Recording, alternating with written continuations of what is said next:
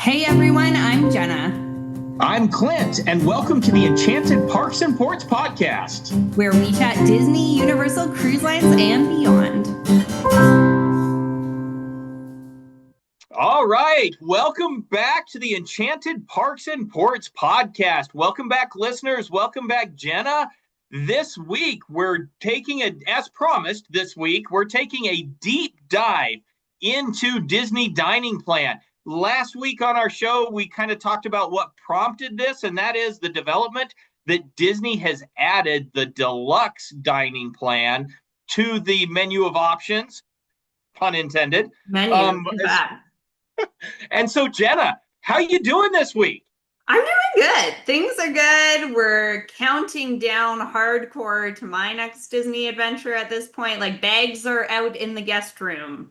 We're getting things in bags. It's happening. So I'm feeling excited about that. And we do have the Disney dining plan for this next Walt Disney World stint, which no longer exists in terms of name.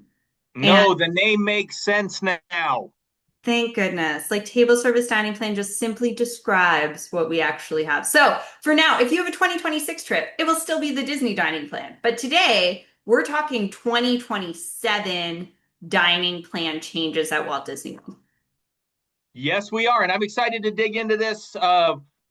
This is going to be a lot of factual information for our listeners. We're going to describe it out. We're going to give you the deep dives. We're going to talk a little bit about, the kind of the mechanics of it. And then we're going to give some personal opinion on where it's great to leverage these things. Yeah, like our top picks for your snack credits, for your quick service credits, for your table service credits. We, could go into a lot more in detail, but we're just going to give how are we most likely using these? Without a doubt. And so, but before we jump in and get on with that main topic, we've got some news to talk about. We do. It's Disney's Hollywood Studios news session, apparently, because both highlights are taking place at Disney's Hollywood Studios, starting with a ride that you are very excited for. And we should be very excited for, my friend. Come on, be there with me. I'm excited for the fact that I love when other humans are excited about things and I want to support them in their trips and my clients are really excited. Will I ever do this ride? The answer is no. It's just not for Jenna. It's just not. There's other things that are for Jenna, but Rock and Roller Coaster redo with the Muppets, not for Jenna. I have a future place that I am manifesting where Clint and Jenna ride this ride together just because we can. There is absolutely, like, you pulled this off with Tron, and I gotta say, I did enjoy Tron at Night. There's no deal or scenario where you get me on this ride. Like, it's too flippy. It's too, I don't know. It's just not happening. But I'm gonna take that as a personal challenge. Okay, you can, Clint will think about this. You got the time because it's not opening until May 2026, right? But around the corner at this point. Do we have an actual day, May 26th, right? May 26th, opening up. So if you've got an early kind of summer booking, this is going to be there for you. Interestingly enough, open same day as the launch of Cool Kids Summer, right? Yeah. This is all kind of happening together. Disney, bringing their A game with this. They're really wanting to make sure that they're knocking summer out of the park. So this just does that completely. But in addition, what I'm excited about, not only do we have an opening date, we have a song list. And key there is list? That is correct. Where we used to have one soundtrack. Yeah. Disney is learning from their Guardians of the Galaxy experiments and just what brings the rewritability for those particular attractions. And so, yeah, we have a 5-song list that I'm just going to run down real quick. We have Song 2 that was originally put out by Blur. We have Born to Be Wild from Steppenwolf, Love Roller Coaster. We have Walking on Sunshine, Katrina and the Waves, and my personal favorite, being that guy born in the 80s who was a huge Def Leppard fan, we get Rock Rock Till You Drop from Def Leppard, done by the Muppets. Yeah. On Rock and Roller Coasters. Now, all of these are not the original version of the song. This is going to be the mayhem kind of bringing these, but we do have some kind of what I would say are I guess appearances by some of these others because it is going to be Def Leppard with Rock Rock. You are going to get a Kelly Clarkson with Walking on Sunshine. You're getting some of these kinds of cameos as Yeah. part of the song list. It's really going to bring a level up to the experience. I'm excited. This is going to be pretty cool. Yeah, the rewritability is like unmatched on situations like this where you get a different ride. Like it does feel different depending on the song, right? Have I mentioned one of Lucas's hidden talents is that he does an incredible Kermit voice, like singing. Oh, So it's a weird skill, but is uncanny. So when he does help me out, Rainbow Connection, okay. it is iconic. I've never like I can't even describe. So anyway, that will be one of his karaoke choices on our upcoming cruise, probably. Well, we need him to like figure out how to work that into his Imagineering skills for our podcast. I love He that. Maybe can't he hold out on does. that. Yeah, and I will say as well, a really endearing Muppet themed thing that he does as well. I'm traveling solo with one of the girls, like with Abby. Sometimes we'll do trips with my parents or something like that. He will record him and Kermit doing story time together in Oh, that's Kermit's voice. awesome. So he'll send that while he's not with us for whatever reason. So anyway, we love Muppets in our family. Lots of Muppet love out there, and I suspect that this is going to be a really, really popular attraction. Like you said, lots is opening on May 26th. I expect this park to be slammed that day. So Oh, without a doubt. It's just it's going to be crushed. brace accordingly because not only do we have that ride opening that day, we have the new animation courtyard situation opening that day. But the big news for now is the Sorcerer hat. Sorcerer Mickey hat is back in Disney's Hollywood Studios in this new area, and you can see it over construction walls right now. If you're kind of standing, think behind Mickey and Minnie's Runaway Railway, where you see the Little Mermaid building. Yep. Above that, you're gonna get iconic Sorcerer Mickey hat. And I know I can't even go into the area on my early May adventure, but I am happy enough to just see it over a wall at this point because that is just pure nostalgia and spirit of this park. And you and I have talked about like, should Tower of Terror or the Chinese theater be the park icon? Well, now we have a third contender. Oh, we do have a third contender. So we'll see if that evolves over time. Yeah. So that's a bit of news is lots is happening with Cool Kids Summer and we're getting more details as it unfolds. And it continues to be exciting. Like Yeah, Disney just keeps giving us more and more hints totally. and things evolving. I'm glad things are kind of phasing out of closing down and we're Yeah. starting to see some of the reopening. Yes. So it's definitely an exciting time. But we're gonna move from attractions to dining. Yes. Which is an attraction in and of itself, if you ask me, at Walt Disney World. Amen. I think a lot of people, and we'll get into this in the episode, but I think a lot of people view dining as a way to save money at Disney Mm, because there's a lot of hacks, those kinds of yeah. things that you can take advantage of. But for me, dining is Disney. Yeah. It's such a core part. And honestly, a lot of my family memories are rooted around dining. Right? Like some are rooted around attractions, but a lot are rooted around the slower moments, the trying something new altogether, seeing different takes on it, right? The character dining, all of these things. So let's break down. We now have three dining plan options. So if someone says, okay, I maybe want to look at including a dining plan, let's go through each option. What's our first option?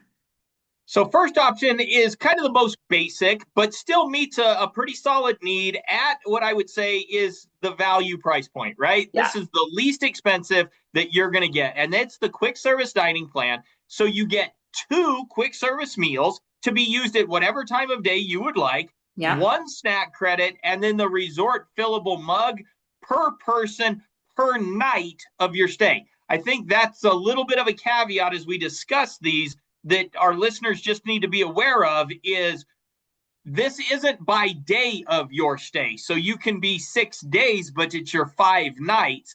It's the 5 nights where these things get calculated off of. Yes. So you get the best way I've found to describe it is you get a big bucket of dining credits handed to you when you check in. How many things are in the bucket? However many nights you're staying, decide that. So if you're staying 5 nights, you get those 2 credits per night. So you get 10 quick service credits that you get to use in your stay. Yeah, and they can be used resort or they can be used park as Yep. long as it's a quick service category of restaurant that you're going to. So again, Absolutely. I think sometimes people can get a little trapped in feeling like they can only use them at the parks. These are resort includable. Yes. And that's huge, right? And some people think, oh, is it I get that number of credits for my number of park days? No, it's for the number of nights you're staying at your resort, right? Because a lot of times people will do 7 nights, 4 park days. This is not the price for 4 park days. This is for your 7 nights because you can use that at the resort as well. Like you said, you're going to get It a is. snack credit every day too. That again goes into your big bucket. Yeah, and so what we see right now, and we're going to preface this with right now, from an adult pricing standpoint, what we're seeing is this is going to cost you $62.78 per day per person. Yes. And we're talking US dollars, Yes. which matters to Canadian friends who are then saying, oh, that's a different number than my bank account reflects, right?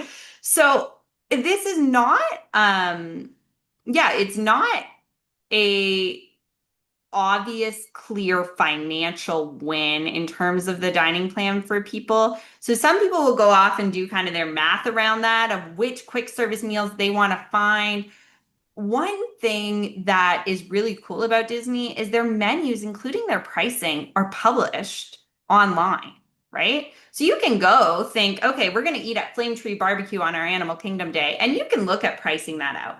One thing I always emphasize too is remember that even with the quick service plan, if you're 21 or over, you can include an alcoholic beverage, or if you're on the adult plan, you can include a specialty beverage. So even if it's non-alcoholic, you can have the fancy milkshake, the fancy lemonade, whatever it is, right?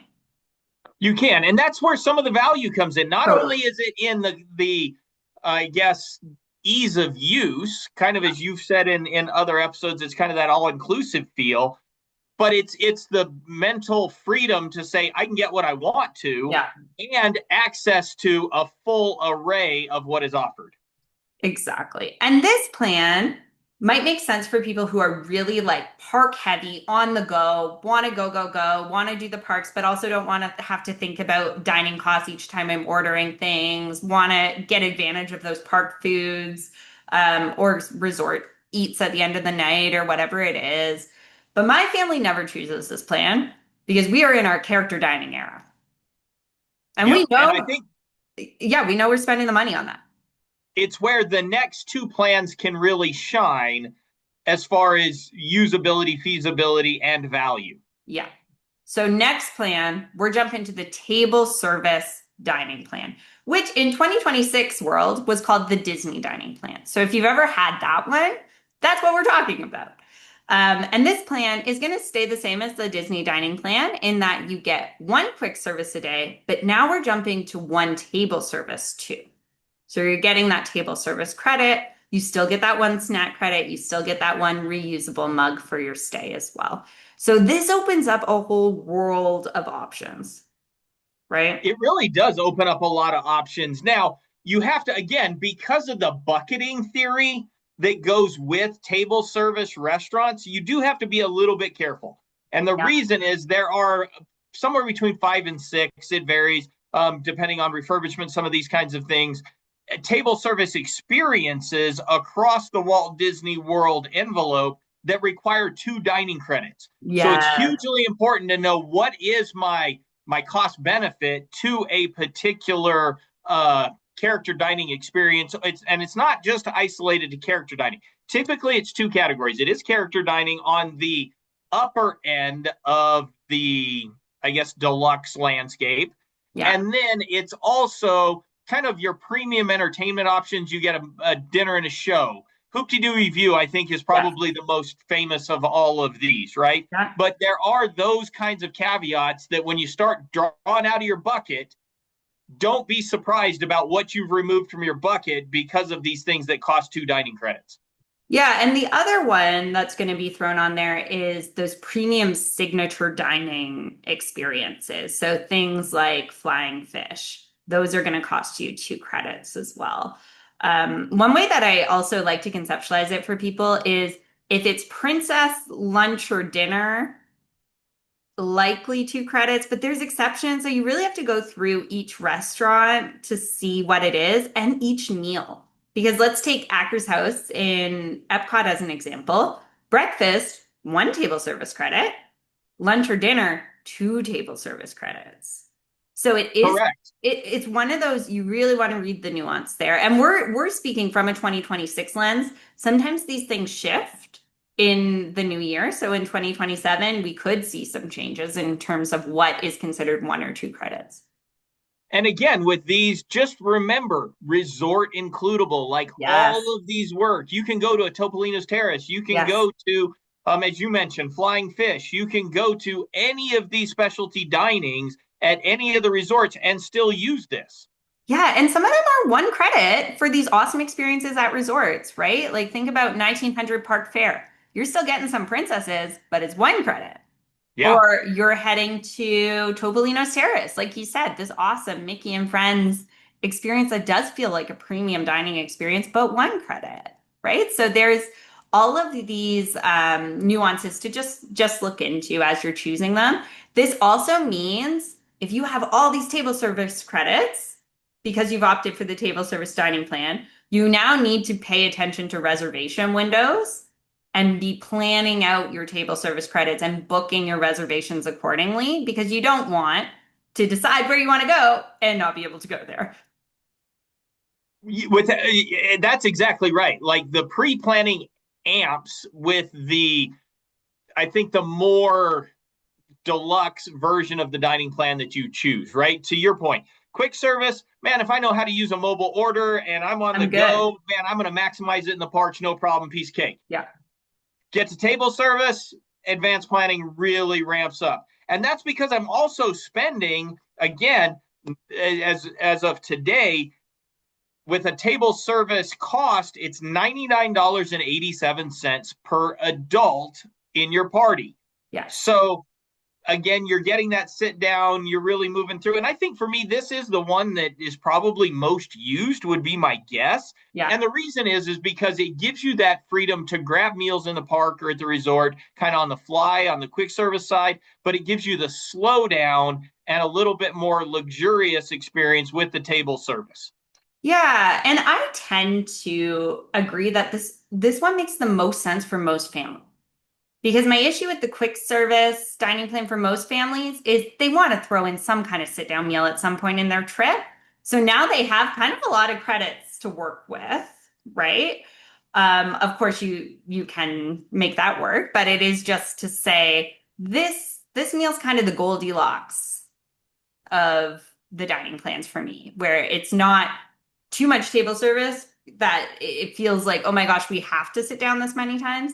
And it's not too little where I can't throw in a character dining every day if I want to kind of embrace those slower moments. So I really like the table service dining plan. I'm glad it exists as it does.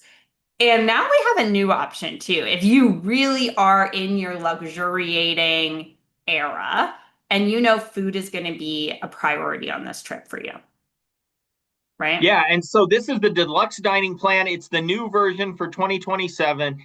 And basically, what it does is it removes the quick service option from the table service dining plan. It inserts a second table service credit. And so now, for every night of your stay, you're getting 2 table service, 1 snack, and the resort refillable mug. Okay, so All if you right.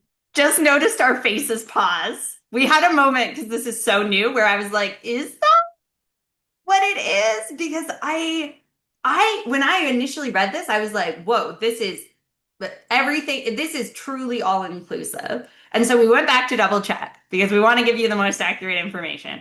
And We did, and I guess I just read through one really important detail, and that's that this really does amp, and it kind of explains the price then a little bit more because I was like, wow, this is yeah, jumping up in scale of price. So let's rewind this. It is two table service plus a quick service, yeah, a snack, and the resort refillable mug.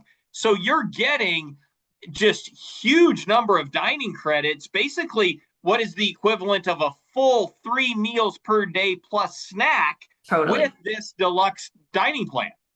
Yeah. Or the option to have more ease of flexibility in doing those 2 credit signature or premium character dining experiences because you still have a quick service like on the same day in terms of your bucket of credits. So yeah, so you really get it all. When they say deluxe table service dining plan, they mean it, right? You're getting 2 table service credits per day thrown in your bucket and the 1 quick service as well as your snack credit. It's a lot of food because this is really meant to feel all inclusive. It's meant to feel like I'm coming out of my Disney trip and my credit card's not looking like it was hit too hard, probably. Maybe I went wild with the merchandise, but I'm paying for tips on these dining plans. That's an important thing to remember with the table service credits. But overall, like you really have a lot included here. You really do. And you're going to spend I mean, this is a very different style of trip. So you Yeah, talked about the quick service style trip, right? Where you're park focused, you're on the go, you're moving and grooving, like you're heavily attraction focused, yeah, all of those kinds of things. I see this as the opposite of totally. that. Like, in order to maximize your value out of this level of dining, you're in much more of a slow kind of approach to Walt Disney World because you're probably sitting down for breakfast. You may be doing quick service at lunch. You're sitting down again for dinner, and you're taking those chunks of time out of what is the currency for your park day. And I don't think this is the plan for people who are trying to maximize their Disney dollar. This is the plan for people who want to know how much their trip is going to cost, are fine with that cost, and are embracing kind of the luxurious, I can now order what I want. I have these table service reservations set up. This is really meant to feel all inclusive, like a bit of a luxury dining experience for sure. And I would guess that resort plays at least 50% into the time frame Yeah, of where am I spending? Because it's the only way you're gonna maximize the yeah, full extent of this dining plan, right? So yeah. it's like 50-50 resort to parks, or even stilted more towards resort than it is towards parks. Yeah, I agree. It's you're spending more time at resorts, you're spending more time taking advantage of the resort dining. Maybe you're hopping around different resorts, right? Or you're hitting some of those premium experiences when you're in the parks too.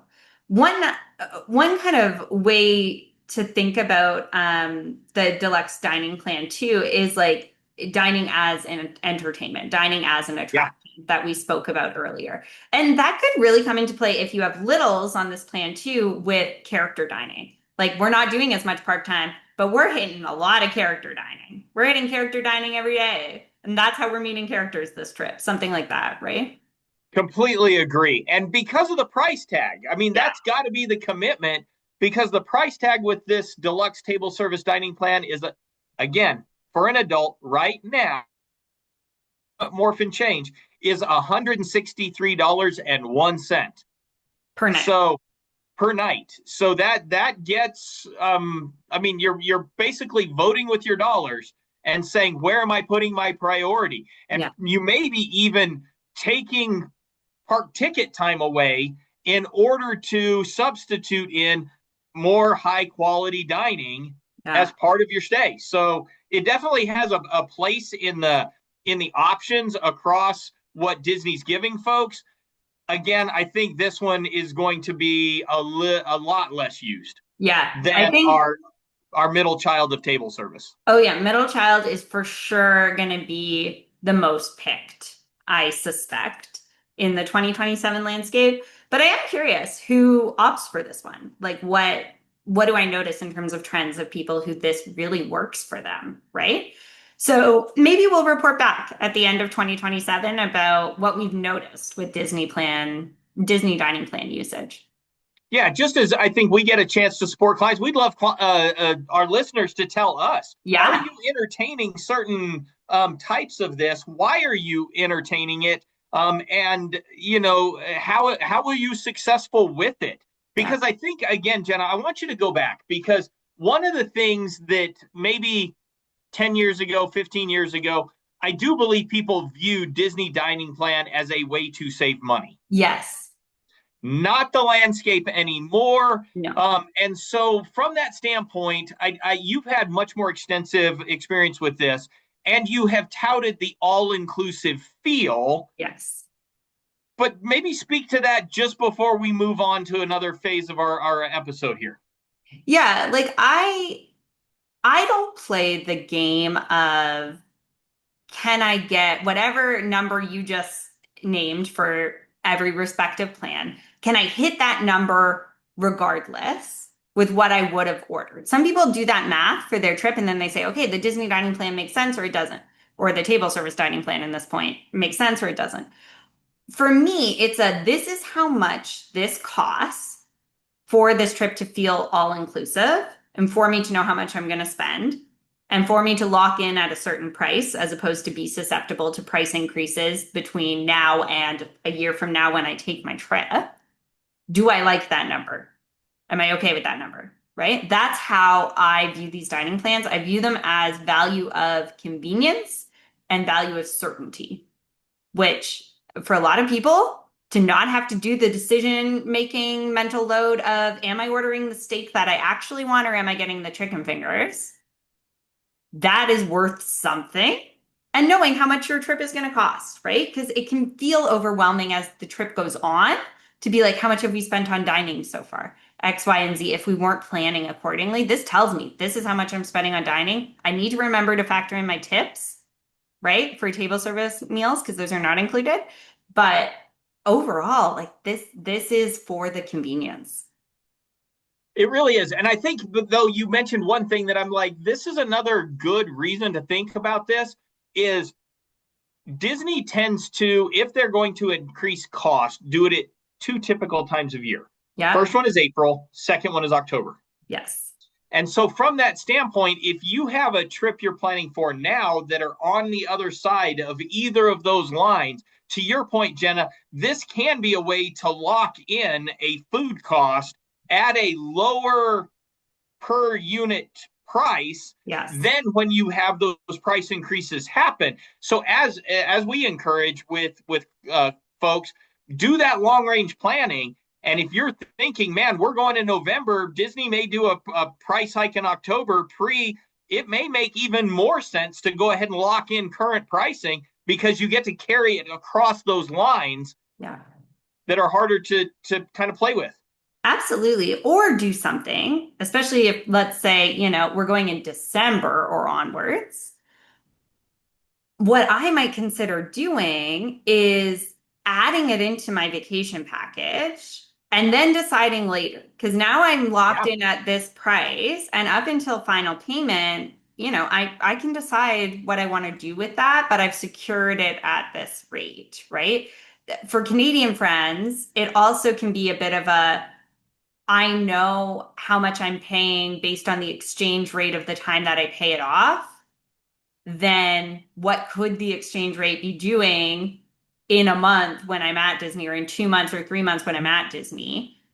Some people, you never know if you're going to win or lose in that game, but some people like to know this is today's rate. Yep, I feel good with paying that off, right? So that's my rant about Disney dining plans, or perhaps my soapbox, because I do just believe that they're such a valuable thing, and so many people tried it in 2026 with the Kids Dine Free offer that I'm Yeah. curious how many have been like converted to Disney dining plan fans.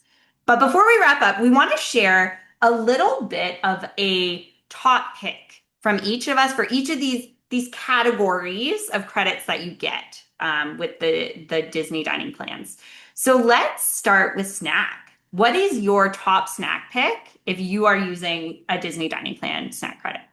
Well, I'm going to throw in a curveball, then I'm going to answer that question. So Okay. I'm going to remind our listeners that many of the booths at Epcot festivals will take snack credits as Yeah. currency for whatever item they are offering to guests.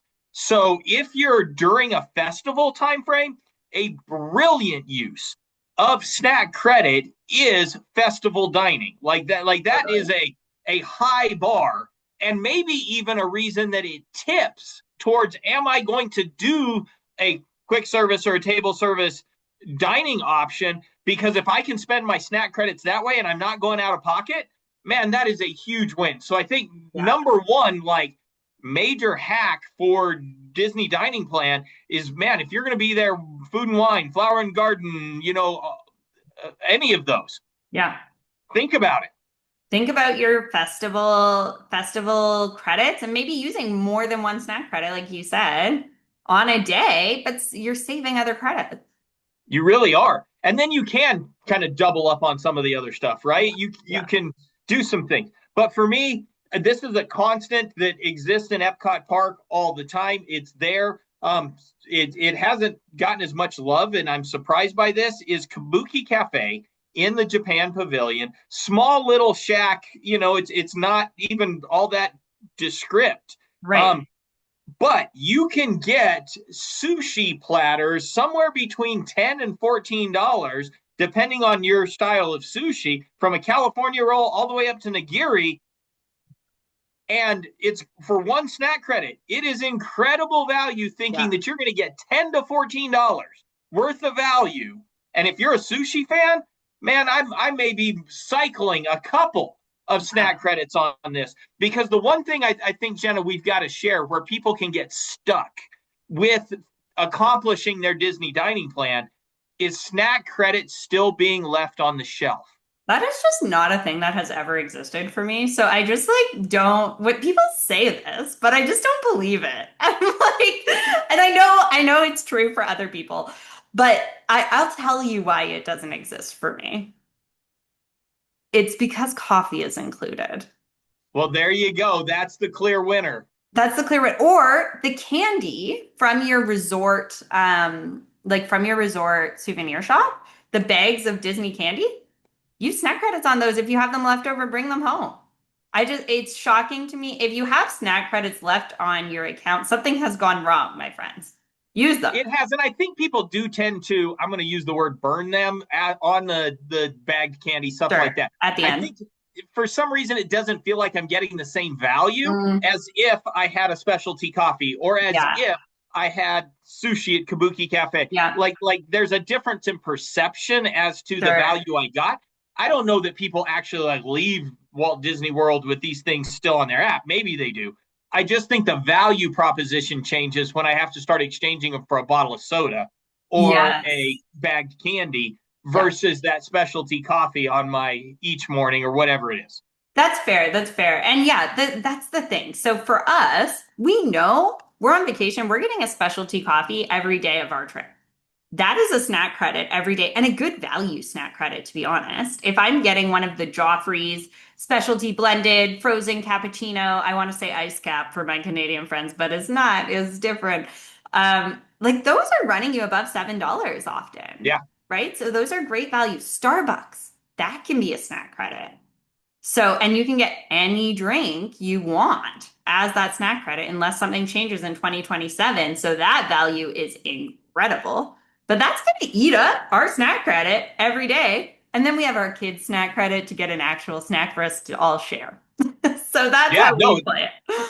it's a great way. And again, it increases the value proposition, although we're still focused on convenience. So Yeah. staying in this realm of, okay, we've talked snacks a little bit.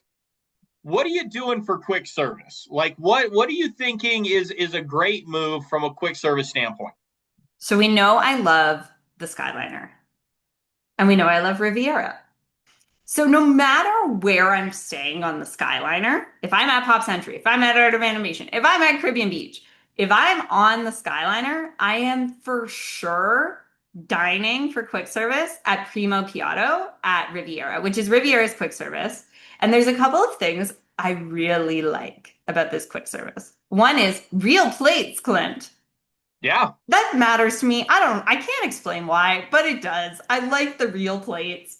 The other thing is it's a fun Skyliner ride to get over there. It feels like you're going to a restaurant destination as opposed to a food court in the style of the place it is. They bring stuff to your table. That's nice.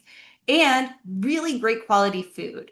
Both their breakfast and their lunch dinner, amazing, really strong options for quick service. And you can get an alcoholic or specialty beverage as part of your quick service credit. The thing people run into with the quick service, kind of trying to get their specialty beverage, is you can only cash that in with your quick service meal and only at places where they offer that. Yep. Right. So if they, Completely. like, there are times where you're like, okay, I'm going to get maximum value by getting a drink with this. Well, if the quick service place you're cashing in only has soda, then yeah, you can get a soda. So that's kind of the way to play that. So yeah, I'm always going to Primo Piatto. Amazing food. Love the vibe of Riviera. We're probably playing some bocce ball afterwards. It's for sure where we're going. Well, and that's that quick service that you selected almost to me feels like table service light. Yeah. I mean, you're getting that kind of value for it, right? It's such a good selection. Yeah. I love it, and I am curious where you're going. Yeah, I think for me, and this is not going to be a surprise for longtime listeners. One of the ones that I go to is I'm going to Satuli's Canteen in Animal Kingdom, and I think what draws me there is versatility, Yeah. quality, and things at Satuli. Satuli's known. Yeah. And from that standpoint, they do tend to be slightly more expensive than other quick services across the rest of the parks, Yeah. right? So you get good And value. you do get good value, you get good protein options, you get a good mix of flavors. So this one for me, I think is an simple, clear slam dunk when you're thinking park based, Yeah. quick service dining, because like a family group can roll in here and find a cheeseburger bao bun, which is, like your hamburger just packaged a little differently, Yes. that is going to satisfy a young person, up to things that are very adventurous in flavor profile that Yeah. can be super fun for adults. And again, I think with Satuli, they do have a small limited menu of alcoholic beverages that Hmm. are available. Yeah. And here's my caveat just of what you said with the cheeseburger bao buns is if you're using a kid's quick service credit, you have to order from the kids menu. Yeah. So just keep that in mind in how you disperse them. Because sometimes, like my almost 4-year-old and I will share things. So maybe we'll get the cheeseburger bao bun situation. Or are they called steamed pods? I feel like Yeah. that's what it is. Where we'll use my adult quick service credit and then we'll share her kid quick service credit on something else later. That's fine, right? So just keep that in mind, just so that's not a surprise for anyone. You can't actually jump from the kids quick service plan to ordering adult meals. Yeah, that's a great caveat. But again, I think just working through, and it's not about finding value as in dollar value. Both of these But good describe food. is places where we would just say this is worth your time being there. I would choose to eat there without the dining plan. Yeah. So that's the spirit of it, is now it's included. All right. So jump in table service. Yeah. And I Table know we've service. got we're going to do this a little differently because I think we've got three that we really want to highlight with this Yeah. that make sense as to how you maximize that all-inclusive feel with this particular when you step up to a table service plan, right? Totally. And so you've got one for our listeners that's just going to give them an idea of where do they find it? Where can you enjoy this the most? So, table service. There were three. We couldn't decide on two because there's three. I'm gonna go with one that is apparently required dining for us on our next trip, despite me chatting through and trying to convince my husband that perhaps we should do something else, try something new, but like the man likes what he likes. So we are going to Ohana for dinner, which is one of, you could use Ohana for breakfast, right? That is Yeah. also a great value, 1 credit, which we'll talk more about in a second. But Ohana for dinner, like she's not cheap. She's a No. great value. We love family style meals with the ages of our kids. Like buffets are hard for us to carry all the plates, all the things. And it's nice to have that family style so they can kind of like try different things. It's brought to the table. It's not the pressure of ordering one thing that maybe they like or don't like. We just get all the options. So Ohana for dinner. And then you get castle views as you sit there. Maybe if you time it right, fireworks views. Although there is some construction going on right now that is potentially obstructing Ohana views. So just keep that in mind. But yes. Yeah, no, that's a great suggestion and value. I will say that that would have been one of my moves. I'm hoping that they continue to iterate the menu a little bit because if you've been to Ohana like Yeah. multiple times, for Lucas, it works, It right? Like it works. is He on loves it. repeat. Yes, he loves it. And what I will say too is if you are like Lucas and specifically the chicken wings just like hit really deep for him, you can get some of those items at Tambu Lounge, which has been my pitch as to why we should change to Tusker House. Of like, we can get you the chicken wings. We don't have to burn a table service credit. But anyway, it is very good value. Lots of people love this meal. I love the noodles. Clint has some strange issue with the noodles that I will never understand. Yeah, But we're just not going to agree on it. But again, I'm just going to tell, I'm going to speak to Lucas in this moment and say, brother, listen to your travel agent. yes, you Like have a travel Tambo's the agent for a move reason. and go to Tusker House. I did actually poll people on my Instagram and had a ton of answers. And it was overwhelmingly in favor for Tusker House, which was interesting to me because Ohana dinner is very popular. And don't get me wrong, I loved it. It was one of the highlight dining experiences of our last Walt Disney World, or at this point, it was 3 trips ago, our last family Walt Disney World adventure. But like, I can see the appeal of trying new things. So anyway, Ohana dinner. That's one of my recommendations. Potentially some different takes from Clint. But what are you saying? What's your number two? Yeah, my big one and where I think the value lies with this is single credit character dining. Like Oh yeah. double credit, you're paying for what you're getting. And Yeah. I'm not saying that folks avoid that, Yeah. but where the both the convenience meets the value and these things kind of run together is you're going to a Hollywood and Vine, you're going to 1900 Park Fair, you're Uh, going to Garden Grill, you're going to any of those and you're in, Topolino's. yes, Ohana. Breakfast, right? enjoy the heck out of those interactions. See the smiles on your kid's face. You're getting the slow down, sit down version of dining. The quality's Yeah. gonna be there, and you're gonna feel great when you see the price on the menu that you're not paying.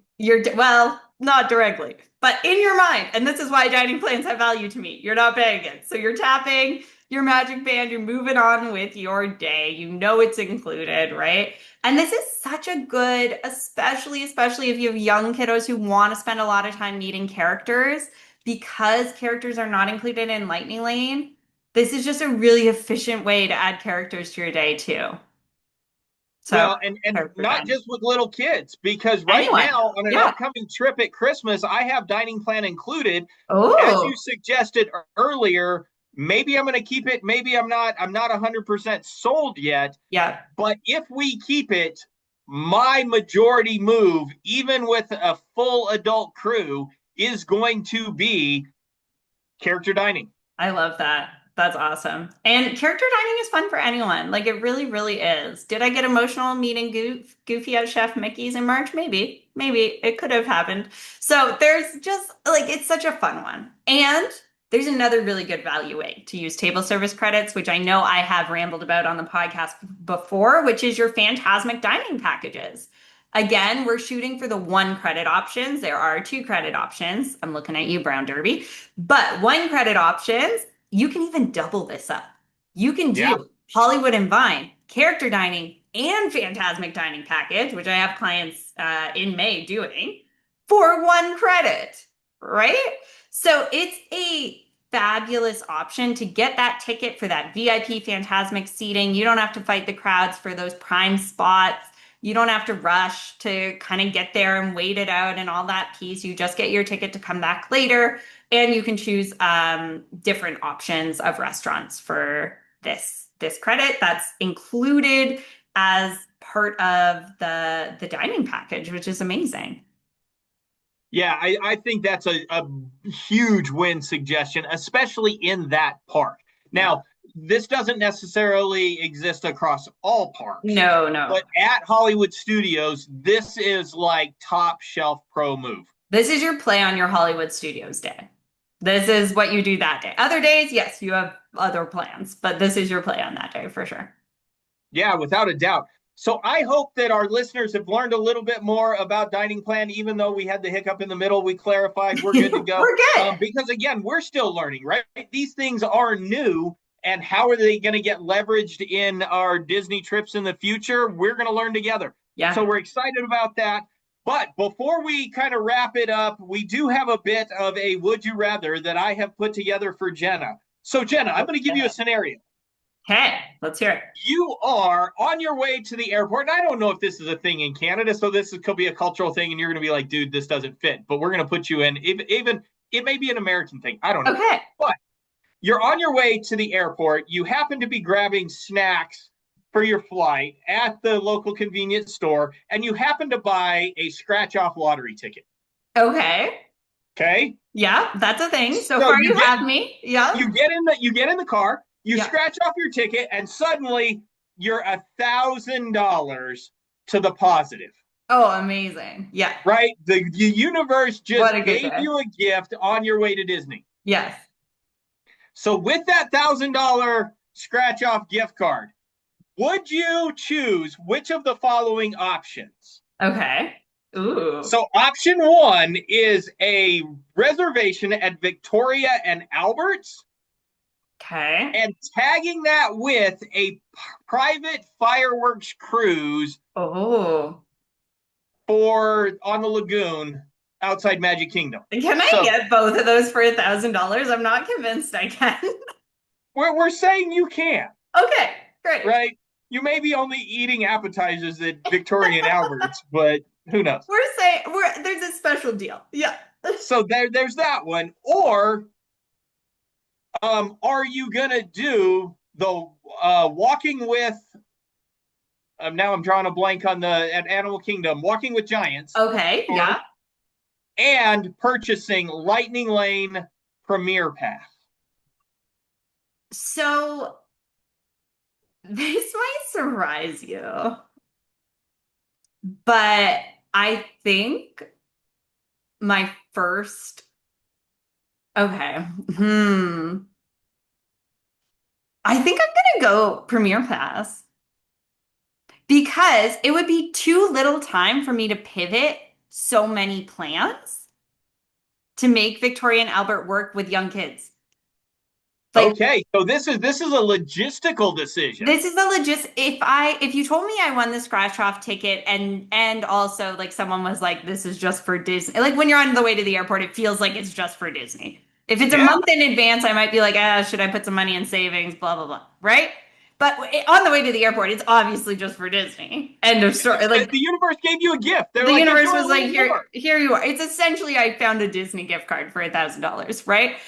And at that point, it's too late for me to pivot a bunch of plans. And we often travel with other parties. So it would just be a thing to try and make that happen. Whereas Premier Pass for like the crew would be so incredible. And also like talk about ease of experience for all your other planning that's come into play. And something I would never buy for myself. I can see a world where I do decide to do Victoria and Albert's on my $1. There's not really a world where I'm buying Premier Pass. But if someone said, here's this free universe ticket, I would feel pretty great about that.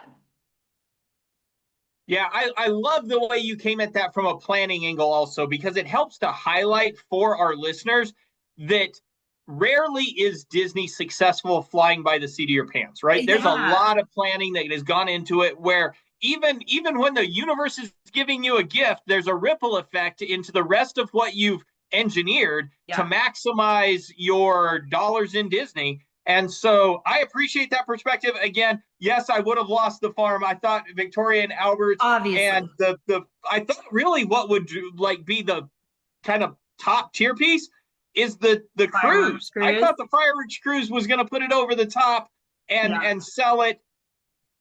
Here's the other thing Apparently, is like I can also see us paying for a fireworks cruise at someday when we go with the cousins. When we go with like one other family to split it, I can see us doing that, or maybe a couple families or whatever it is.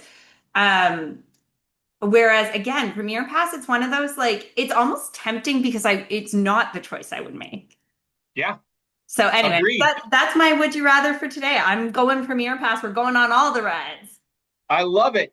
And so, from that standpoint, we're going to leave it here for this week. We're going to throw it out to our listeners. If you enjoy the content, you enjoy us digging into cruises, the parks, dining plans, all the stuff, make sure you're liking, subscribing kind of at the podcast. Remember, we now have a YouTube channel where if you prefer video content, we are there. We're putting stuff out for you. Our channel also includes resources to help you navigate the park. It's not just a bunch of podcast videos. We are putting out content that is designed and engineered to help support your Disney planning. And so we want to make sure that we're exposing that for you. And then I think, Jenna, remind them we're on the some of the socials. Yes, Enchanted Parks and Ports on Instagram is where you will find us. We are excited to have you follow along. We post some kind of episode announcements there, but also in our stories, we're going to post live travel stuffs. So follow us there. All right. So for another week, Jenna, let's remind listeners. Adventure is out there. Bye, friends.